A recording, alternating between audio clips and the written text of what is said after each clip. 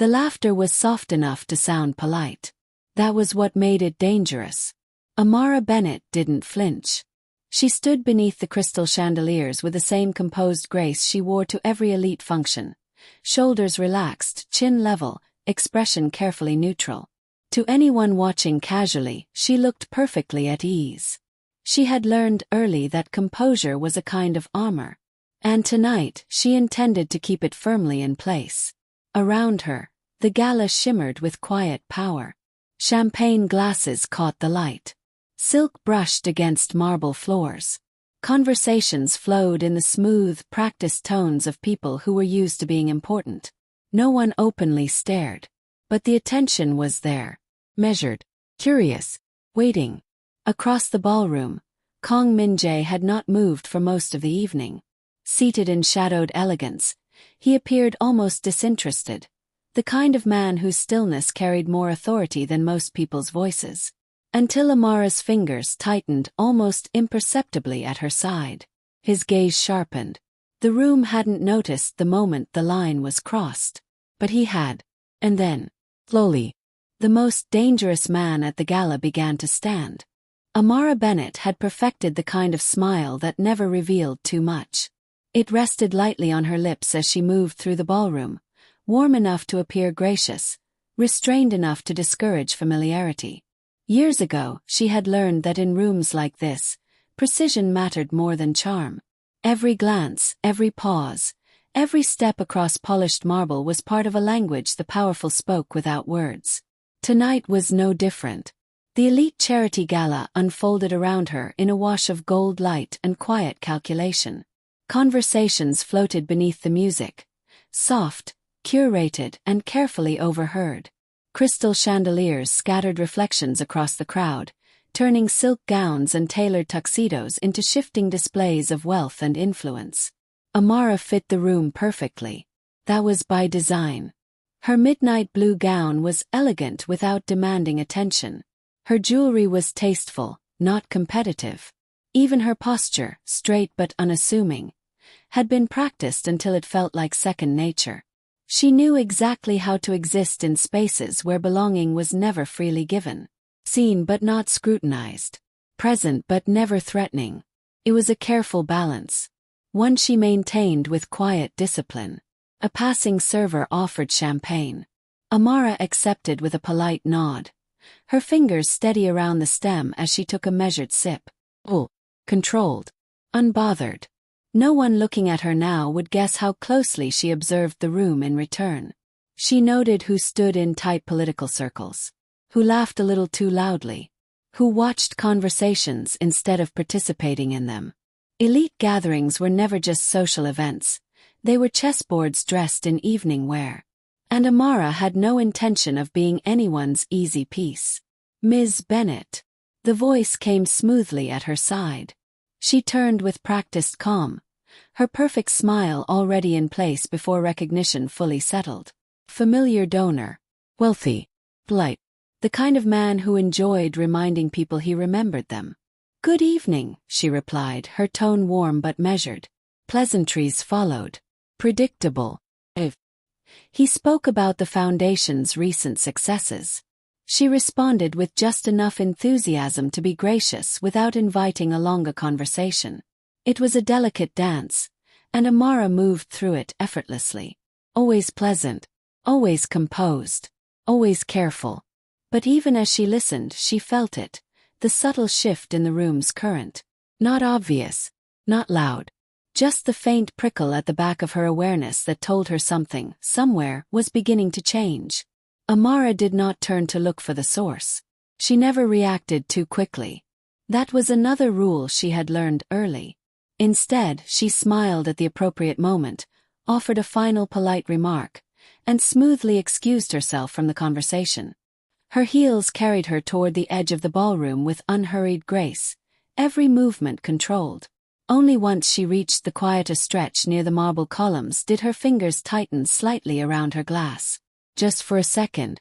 Then the perfect gala smile returned, flawless as ever. And from across the room, unseen by most of the guests glittering under the chandeliers, Kong Min-jae continued to watch. The shift, when it came, was almost elegant. Amara noticed it first in the silence. Not the absence of sound. The gala still shimmered with music and low conversation, but the subtle thinning of warmth in the air around her. Conversations nearby slowed by half a beat.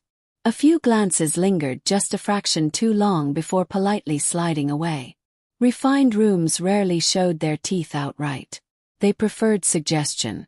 Amara set her champagne glass down on a passing tray. Her expression unchanged. If anything, her smile softened slightly, the way it always did when she sensed attention sharpening in her direction. She did not look for the source. She already knew better. "Amara, isn't it?" The voice was smooth, bright with the kind of practiced charm that often came with an audience. Amara turned gracefully, her posture as composed as ever. "Good evening," she said. Victoria Hale stood before her in silver silk and effortless confidence, a small cluster of guests orbiting just behind her shoulder. The woman's smile was flawless, warm enough to appear welcoming, sharp enough to draw a little blood. Close, the air felt cooler. "I was just telling everyone," Victoria continued lightly, "how impressive it is that you've managed to appear at so many of these events lately." A soft ripple of polite amusement moved through the small circle. Amara's smile did not falter. "You're very kind," she replied smoothly. Victoria tilted her head, studying her in a way that looked almost friendly from a distance. "Kind?" she echoed gently. "Oh, I wouldn't say that. Observant, perhaps." Another faint murmur. Champagne glasses lifted, eyes bright with interest. The line had been drawn. Carefully, publicly. Amara felt the familiar pressure settle quietly between her shoulders. Not panic, not surprise.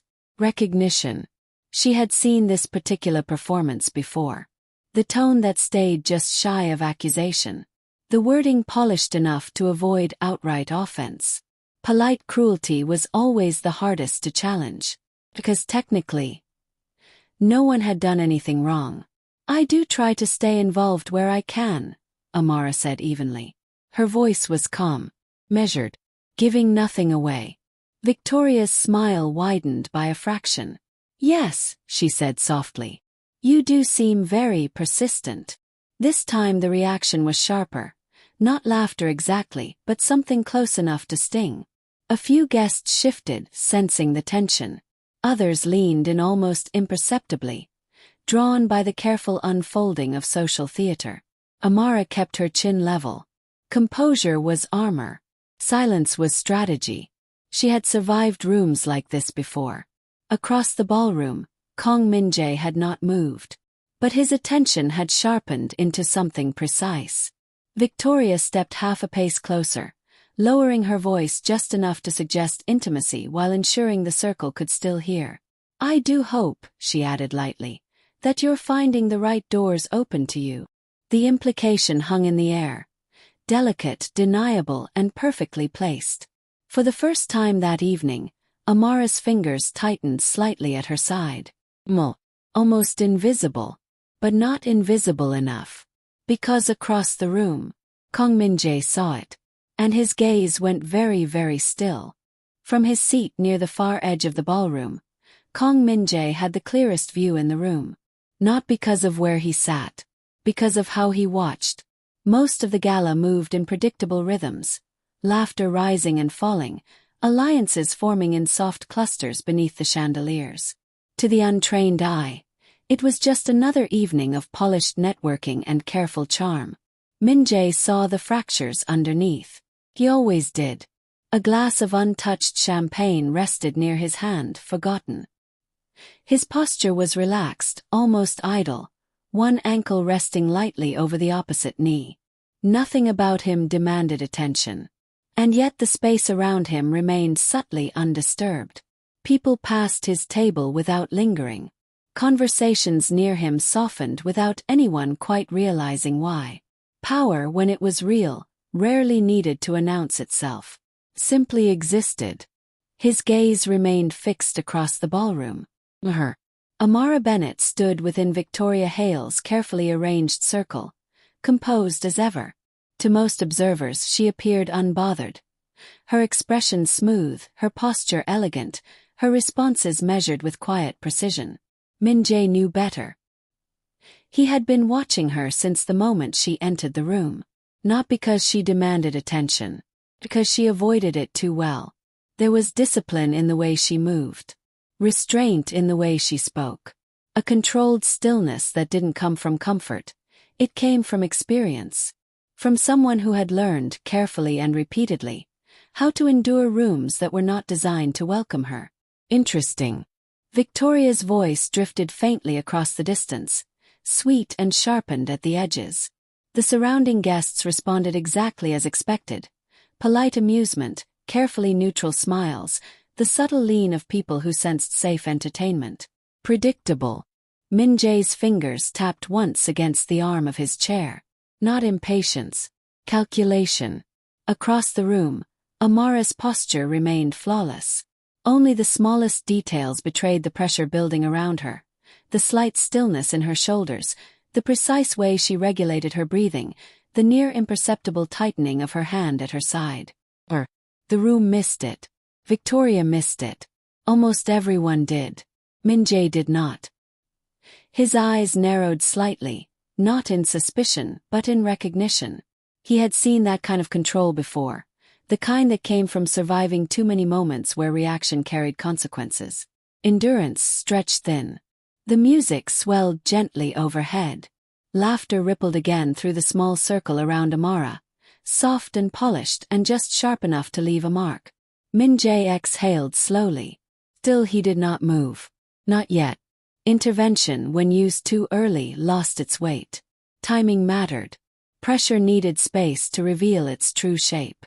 So he watched, silent, patient, dangerously aware. Across the ballroom, Amara Bennett stood alone in the middle of a crowd that believed itself perfectly civilized. And Kong Min-jae, from the shadows, continued to observe exactly how far they were willing to go. The moment the line was crossed, almost no one recognized it. That was the elegance of rooms like this. They rarely shattered outright. They bent, they pressed, they smiled while they did it. Victoria Hale's expression remained warm, gracious even, as she lifted her champagne glass with effortless poise. The small circle around her leaned in subtly, drawn by the delicate tension threading the air. Amara stood perfectly still at the center of it. Composed, polite, alone. "Well," Victoria said lightly, her voice carrying just far enough to invite attention without seeming to demand it. "We all admire determination. It's not easy finding one's place in established circles." A soft ripple moved through the nearby guests. Not quite laughter. Worse, recognition. Amara felt the shift land exactly where it was meant to. Clean. Surgical. Public enough to sting, subtle enough to deny. Her smile did not break. She had endured sharper rooms than this. "I've always believed," Amara replied evenly, "that spaces tend to reveal themselves in time." For a brief second, something flickered in Victoria's eyes. Surprise quickly smoothed away. But the woman was practiced, and she did not retreat. "Of course," Victoria agreed sweetly. Then, tilting her head just slightly, she added, "Though some doors require more assistance than others." This time the reaction was unmistakable. A few guests exchanged glances. Someone's breath caught in quiet amusement. The circle tightened, not physically, but in attention, the subtle crowding of spectators who sensed the moment had sharpened. The implication hung in the air, delicate and poisonous. Not an accusation. Not quite. But close enough to bruise. Amara's fingers tightened at her side. Controlled. But real. Heat brushed briefly along her spine, not from embarrassment, but from the familiar weight of being measured in a room that had already decided what it wanted to see. Composure was armor. She reached for it automatically. "I assure you," Amara said calmly, "I've managed quite well on my own." Victoria's smile deepened. And then, she laughed. Polished. Perfectly audible. "Well," she said gently, her voice carrying just enough to turn nearby heads, "that is certainly one interpretation." The room reacted. Not loudly. Not cruelly. But the shift was undeniable now. The quiet electricity of social permission, the moment polite curiosity tipped into something sharper. The humiliation had fully surfaced. Across the ballroom, Kong Min-jae's gaze went cold. He had given the room time. He had allowed the pressure to reveal itself. Now he saw it clearly. Amara Bennett still stood tall, her expression composed with almost painful precision. But Min-jae did not miss the minute tension along her shoulders. The exact stillness of someone holding their ground by sheer discipline alone. Enough. His glass touched the table with a soft, final click. First, no one noticed when he rose. But they would. Because when Kong Min-jae finally stood to his full height, the shift that moved through the ballroom was no longer subtle. It was inevitable. The first thing the room noticed was the silence. Not the music. The quartet still played softly beneath the chandeliers. Not the conversations. Voices still moved in careful social currents. But something underneath it all shifted. Chairs did not scrape. No one spoke his name. Yet attention began to tilt, subtle and instinctive, toward the far edge of the ballroom. Kong Min-jae was on his feet. He did not rush. He did not announce himself. He simply stood, tall, composed. His expression carved into that same unreadable calm that made powerful people twice as careful around him. And the room felt it. Conversations thinned mid-sentence. A few guests straightened without knowing why. Even the servers adjusted their paths as he began to move. Hurried, certain, dangerously deliberate. Across the circle Victoria's smile held, but just barely. The shift in the air reached her a fraction too late. Her gaze flickered past Amara's shoulder, catching sight of the man now crossing the ballroom floor. For the first time that evening, her posture tightened. Amara felt it too. Not sight, not sound, pressure. The subtle change in the room's rhythm, the way attention was no longer resting solely on her. The way the air seemed to draw inward, as if something inevitable had just been set into motion. Slowly she turned. Their eyes met across the distance. Kong Min-jae's gaze was steady, precise, not warm, not cold, but unmistakably focused. For a brief, disorienting second, the noise of the gala faded at the edges of Amara's awareness. She did not know this man personally, had never spoken more than a polite greeting in passing, but she knew his reputation. Everyone in this room did. Power broker, strategist, a man whose quiet decisions had a way of reshaping entire circles overnight. And right now, he was walking directly toward her. The small crowd around Victoria felt it before they fully understood it. Bodies shifted subtly, the careful formation loosening at the edges. Conversations faltered. A few guests took instinctive half-steps back, creating space without meaning to. Min-jae stopped just short of the circle. Close enough. Deliberate enough. The silence that followed was no longer polite. It was heavy. His gaze moved briefly, not to Victoria first but to Amara. A single measured sweep, precise and assessing, as if confirming something only he fully understood. Then, finally, his attention settled on Victoria Hale. When he spoke, his voice was calm, even, quiet enough that people had to listen carefully. I believe, Kong Min-jae said, the evening was meant to celebrate the Foundation's work. Nothing in his tone was openly confrontational, which made it far more dangerous. Victoria's smile returned, polished, careful. Of course, she replied lightly. We were simply having a conversation.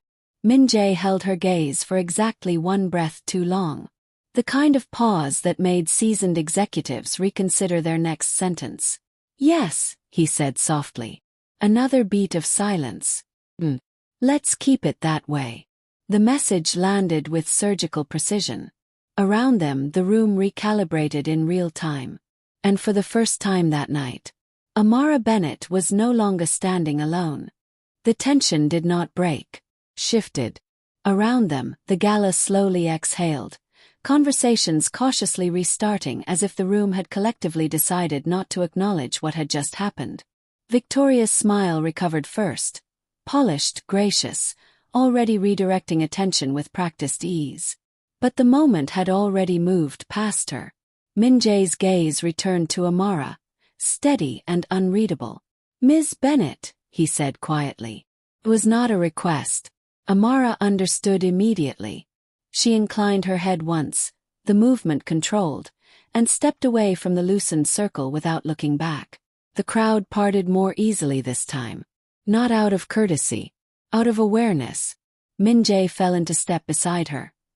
His presence close but not crowding, the quiet authority around him clearing their path through the ballroom with almost unsettling efficiency. They did not speak until the music softened behind closed doors.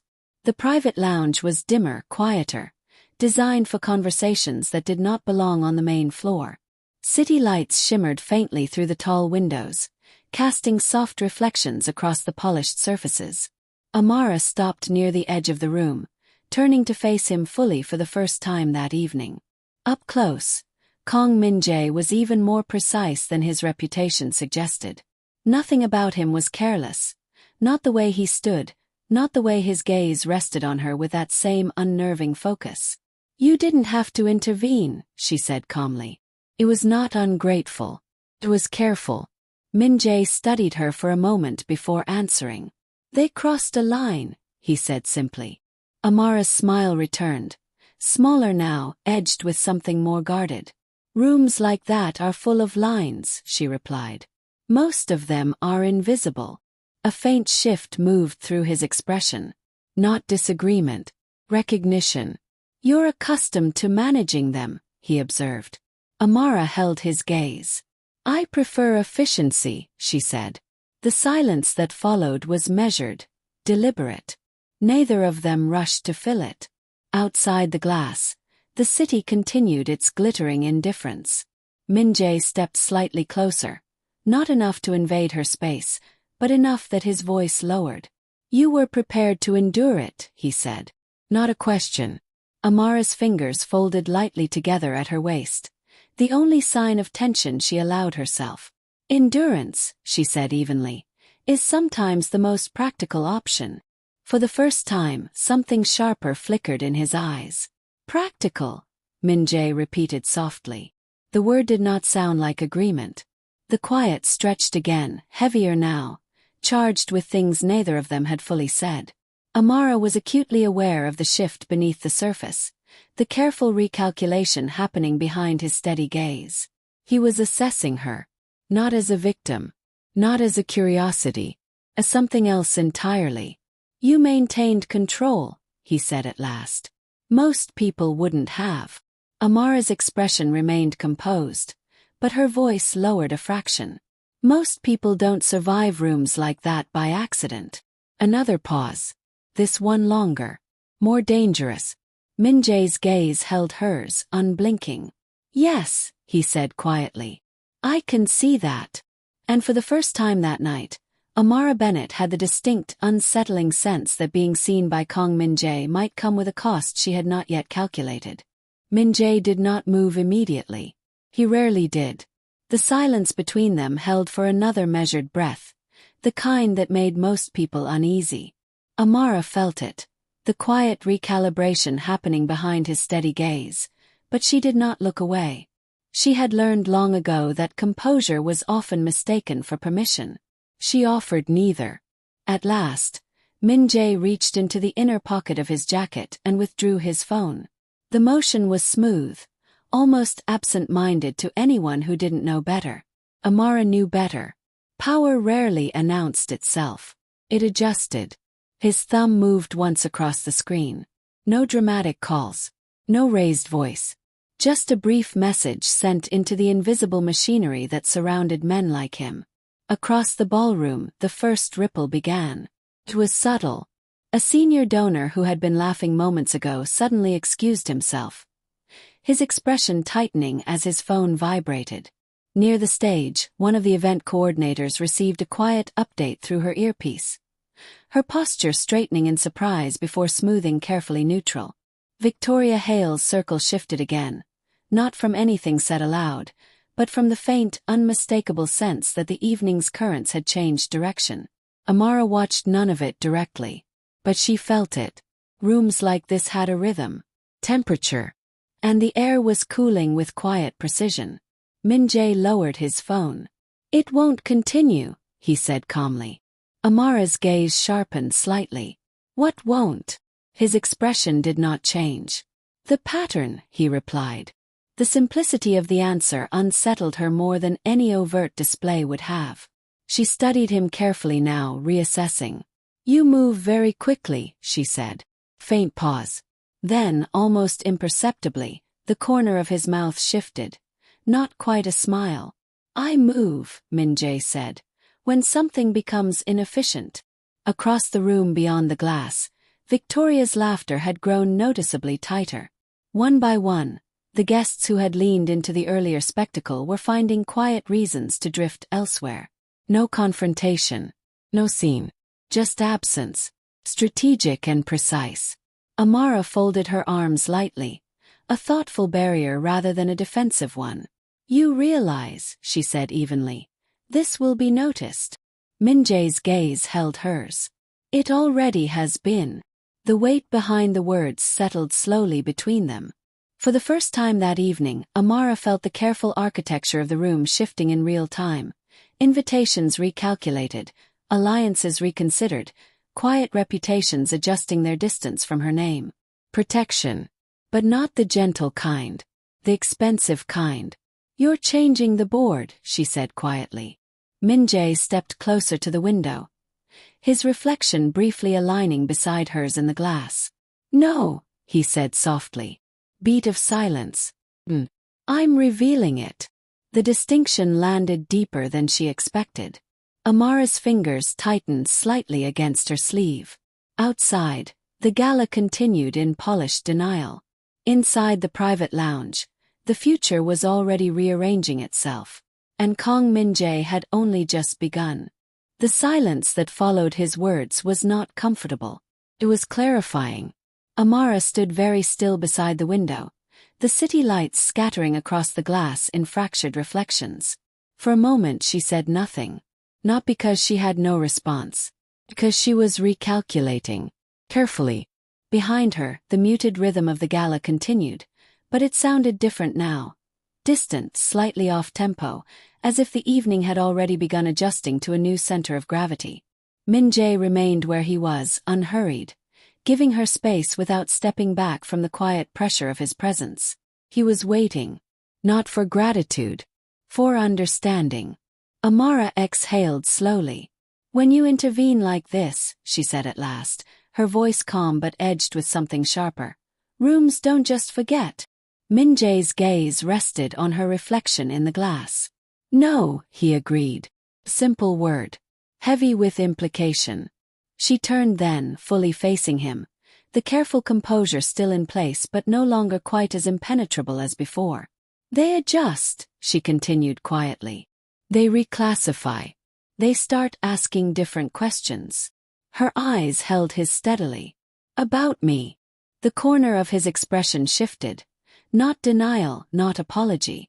Acknowledgement. "Yes," Min-jae said. The honesty of it landed harder than reassurance would have. Amara's fingers folded lightly together at her waist, but this time the movement wasn't purely controlled. There was thought in it now. Calculation. The quiet recognition of consequences already moving beyond her reach. "I've spent years," she said slowly, "making sure I could move through spaces like that without becoming a discussion." Her gaze flicked briefly toward the ballroom doors before returning to him. "Tonight," she added, "that changed." Min-jae did not pretend otherwise. It did. The air between them tightened.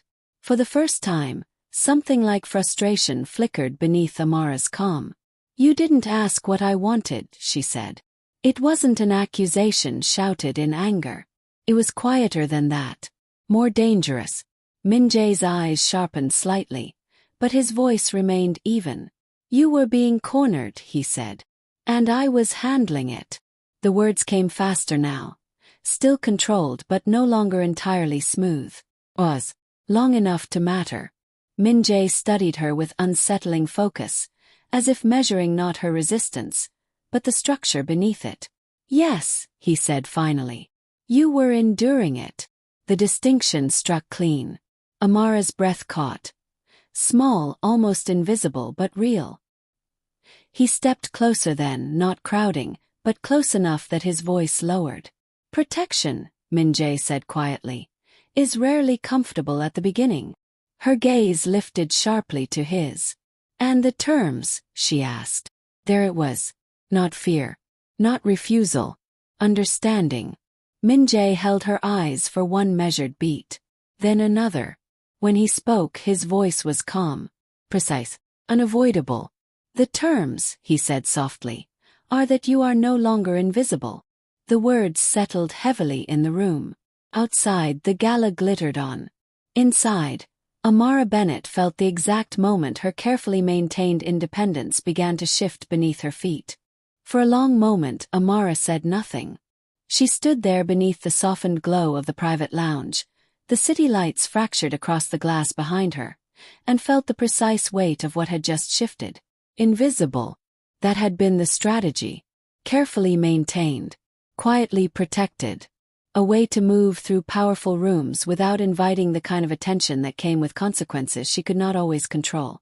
That door had closed. Not loudly. Not dramatically. But completely.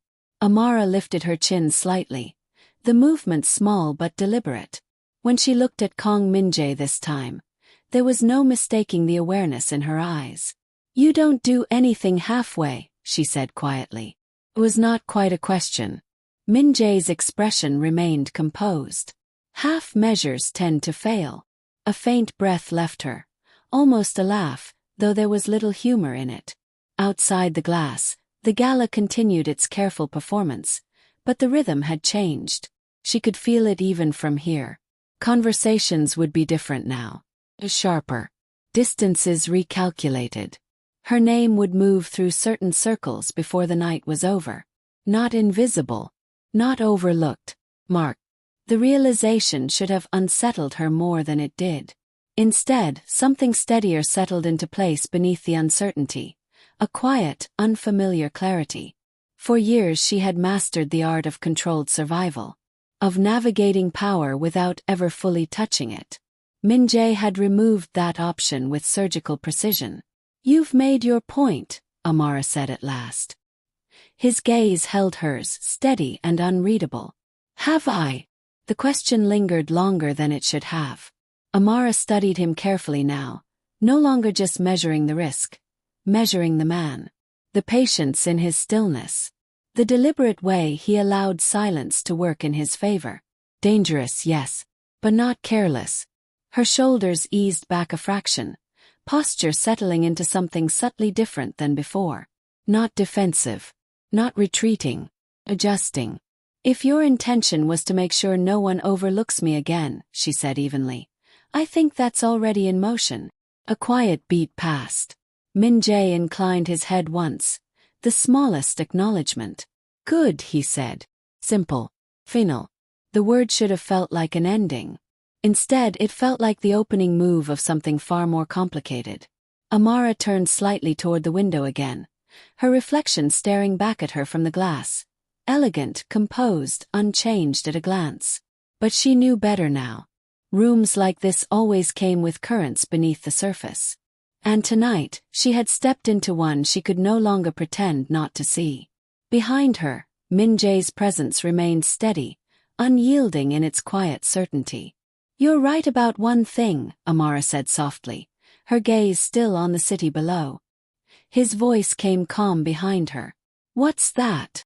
This time when she smiled, it was different from the perfect gala smile she had worn all evening. Harper. Weezer. No longer untouched by the room. Nothing about tonight was accidental. Silence settled between them, not empty but charged with everything that would come next. And in the glittering world beyond the glass, Amara Bennett stood exactly where she had fought for years not to be. Fully seen. And no longer untouchable.